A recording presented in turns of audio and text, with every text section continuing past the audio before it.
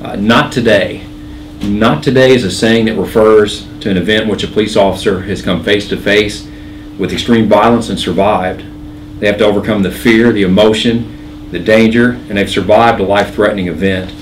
Early this morning, a 7-year EPD veteran had a not today experience on a busy gas station parking lot at the intersection of Walnut and Kentucky. As on most weekends, the parking lot was full of patrons who had just left area bars. Having dealt with an earlier dispute at one of the bars, officers were concerned that the dispute might continue at the gas station. It is not uncommon for officers to respond to fights and other complaints in this area after the bars close. At 3:26 Sunday morning, gunfire erupted on the Marathon gas station parking lot. A nearby officer heard the gunshots and notified dispatch of the situation. Despite the known danger, the officer immediately drove onto the lot. As he pulled his marked police car onto the lot, the shots continued to ring out. When he got out of his car, he was met with more gunfire and saw an armed suspect next to the building. The officer again notified dispatch of the shots being fired and then engaged the suspect. The officer fired multiple times at the shooter and gave chase as the gunman tried to run behind the building. The suspect was taken into custody after a brief foot chase, and officers recovered his gun at the scene. The suspect was taken to a local hospital where he is being treated for multiple gunshot wounds, and the injuries are not considered life-threatening. Due to the initial gun battle and the officer-involved shooting, it is not known at this time if the injuries were caused by another unknown shooter, the officer, or a combination of both. The hospitalized suspect is 25-year-old Terronta Booker. It's Terronta Booker. He has prior weapons convictions, and he is currently on parole for robbery and criminal confinement. We have located David Simpson, the person of interest that we announced earlier today, and he is currently being interviewed by investigators. There is video of the officer-involved shooting and the moments that led up to it. There is body cam video and cameras at the gas station. We have not been able to view the gas station footage yet, but we have reviewed the officer's body cam footage. Under normal circumstances, we would not make these videos public during an active investigation. However, immediately following the heroic actions of this officer, we were confronted by angry residents who made references to the recent incident in Ferguson, Missouri. Some of the vocal residents had not been at the gas station during the event, but arrived afterwards and began taunting the officers who had arrived to assist. One media outlet has already been told that there is a home video showing the incident and that it proves that the officer is at fault in the shooting. While I can't say if there are other videos out there, I can assure you that this officer responded to the violent situation that unfolded in front of him. The fault in this incident falls on the gunman who opened fire in a parking lot full of innocent people. While we have a responsibility to preserve the integrity of the investigation, we also have a responsibility to preserve the peace in our community. We have a responsibility to prevent false information and speculation from dominating the conversations about this incident. We have a responsibility to deter anyone who would choose to use this incident to create fear and mistrust of police by using misinformation to influence people's judgment against the officer or the Evansville Police Department. Because of these immediate attempts to circulate misleading information and attempts to utilize an incident from another community as a rallying cry for the suspect, we will be releasing the officer's body cam footage today.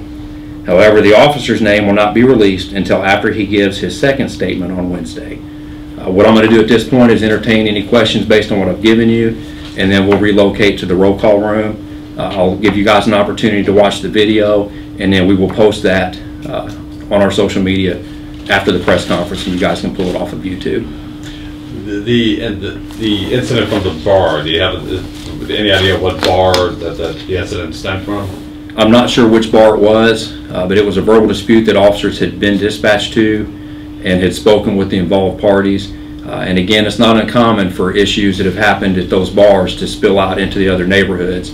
A prime example will be our homicide from 2 or 3 weeks ago, just down the street from this incident at Garvin and Walnut, where people had been at a bar, had just left, and there was an altercation at the intersection. So our officers, every Friday and Saturday night, they are at the intersection of Walnut, Kentucky, and any of the other gas stations that are open at those late hours that cater to the bar patrons. Has the new gas station there, where the shooting actually took place, has that helped at all to curb that problem, or has it just become another gathering place?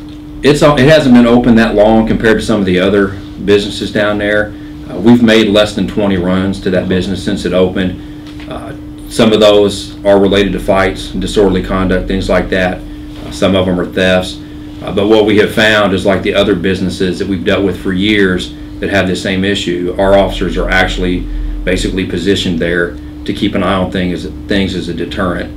The officer that was involved this morning was not on the lot. He was across the street just watching the crowd, and this stuff unfolded in front of him, and you'll be able to see what he was going through when those gunshots started to come out. It's on the video. Okay, so I'm sure this will be seen in the video, but was there a second gunman who was originally engaged with Mr. Booker?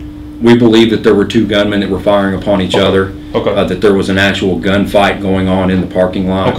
We know that there was a dispute on the parking lot prior to the gunshots ringing out, and then the officer responding to that situation, and that there were numerous people. Even though it was 3:26 in the morning, this is not a remote gas station that only has a couple people an hour. It is there to cater to large crowds between the hours of 3 and 4 or 4:30, and it's a weekend occurrence every Friday and Saturday night for our officers to be down there. Okay. And anybody arrested for disorderly conduct after the fact? We have reviewed several videos. Right now we're in the process of uploading body cam because a lot of officers were there. We want to commend our officers, despite attempts of many people that came to the scene, those that were there when it happened, to instigate conflict with our officers by referring to another community's issues, challenging our officers to shoot them. We saw a lot of different behavior on the part of the people that were there. Our officers maintained their composure. We don't have any reports of officer misconduct, any complaints being filed.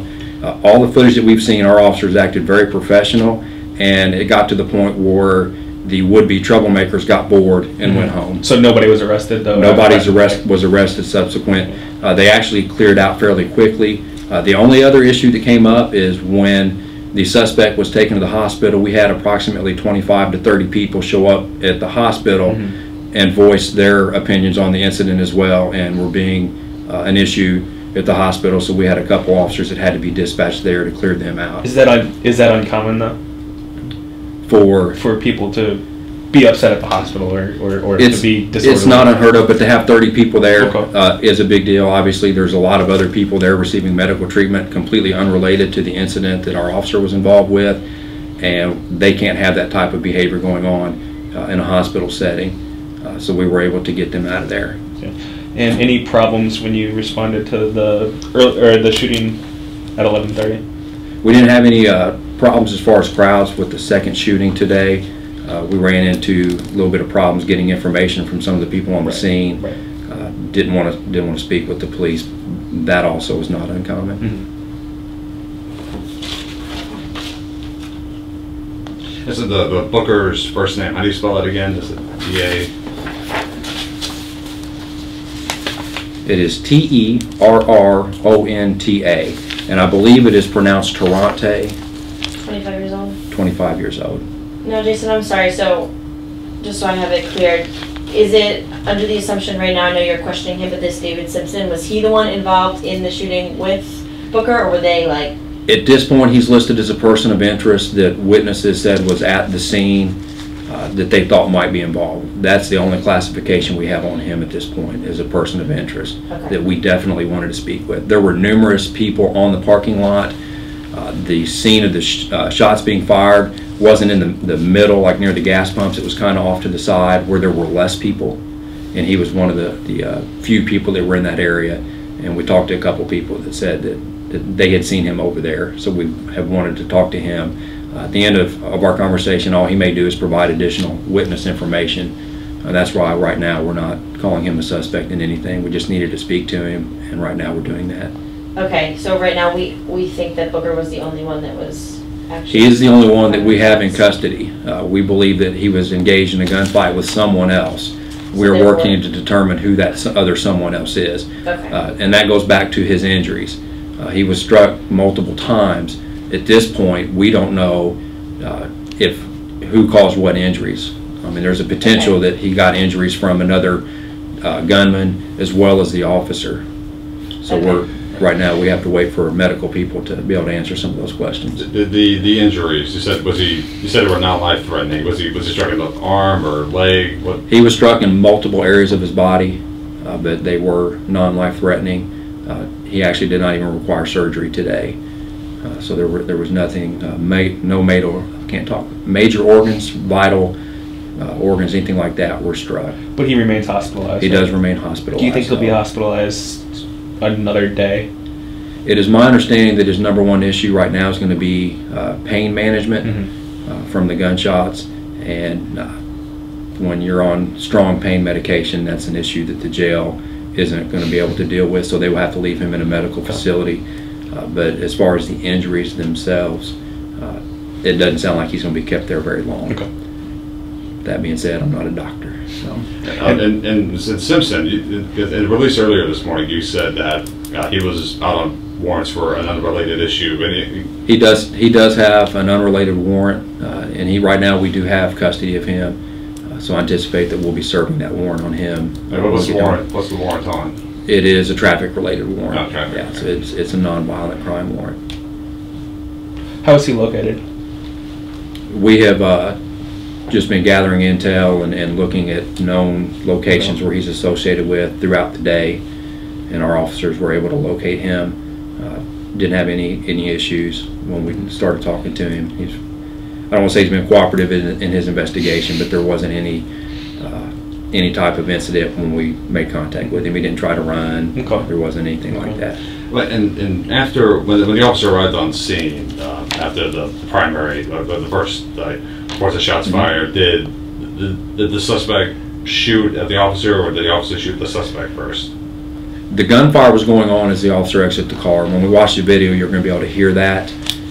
In that environment, that really doesn't matter under Indiana state law and federal law. If you are, if you're shooting, wherever you're shooting doesn't matter. If you're shooting at a citizen, we have a right to protect that citizen, even if that citizen's a bad guy too. If it's a parking lot full of innocent people who aren't involved, we have a right and a duty to protect them, and ultimately we have the right and the duty to protect ourselves.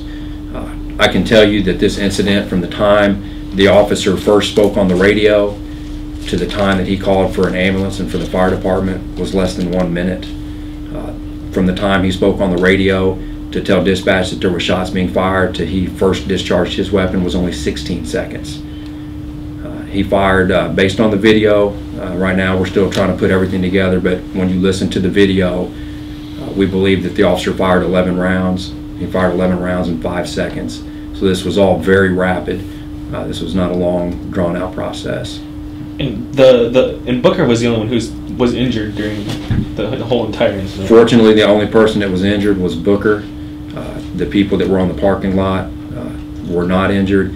We did find 2 big sections of shattered glass that we believe debris from a car window that was parked directly in front of the building. When we get to analyze the video from the store, we're hoping to get some more details on that, because a lot of the people that were there were gone as soon as they got a chance to get off that parking lot. So people that were witness to the altercation on the lot prior to the shots being fired and the shooting itself involving our officer did not stick around to speak with investigators. How many shell casings were found total? I don't know the total, but it was numerous. And then the body cam footage that we're going to see is from the officer who made the initial call and made shots. It is from the officer that made the call, and I want to be clear, this was not called in by a citizen. This was an officer who was down there who reported it himself and then responded to the situation. And again, his actions speak highly of himself. There's no doubt when you watch this video and he's talking on the radio and you're going to hear this traffic, he knows the environment that he is about to put himself in. And he knows that there's a bunch of people in that parking lot that his job is to go in there and put himself in harm's way. And he does so without hesitation. And that speaks volumes of him. And that's why when we're starting the investigative process as soon as it ends, to immediately have people try to take this a completely different direction and immediately start putting out misinformation that can not only tarnish the reputation of the police department, but can really hurt an officer's individual career and his reputation. We're going to get out ahead of that. We're not going to allow that to happen. especially in this case. This is very unique. Again, we don't usually release videos during ongoing investigations, but the circumstances altogether in this particular event, we felt warranted the release of this video. As I mentioned earlier, we have a responsibility to preserve the peace in this community, and we don't want local influences or outside influences to try to take advantage of this situation and use their version of events to stir up public anger or distrust of the police department. Have you had anybody besides those initial threats or complaints after the fact that would suggest that people are trying to... We have not had any after this morning, and had we only had a couple at the scene do it, we probably would have dismissed that. Excuse me. But when you have 25 to 30 people show up at a hospital that are behaving the same way, and you have as many people as we did at the gas station lot itself doing it, and you look at it in the big picture in the historical sense, we're not that far removed from the incidents of Ferguson, and emotions are still running high. And what they saw in Ferguson is a lot of people from outside that community were willing to come in and get involved with what was going on. And we want to make sure that if people are going to be critical of us, or they are going to have an opinion, that it's based on all of the information that's available. And in this case, we felt it was important to make this video available because it will answer a lot of those things that were said, or the criticism that we got this morning. And it will prevent a further spread of misinformation. I mean, when you have somebody flagging down a TV camera person at 4 in the morning and telling them that there's home videos that show that the officer is at fault in this, that's very specific accusations. And for a lot of people, unfortunately, they would never have to see that video. Just the thought of it being out there and that it's going to get released someday is enough for them to believe that misinformation. So we don't want that to happen. We want Evansville to remain a positive place, to respect the investigation. We've investigated numerous officer-involved shootings, and we've never had an issue at one where somebody came in and said that we were incapable of investigating the incident. So we'll make sure that we continue with that trust from the community.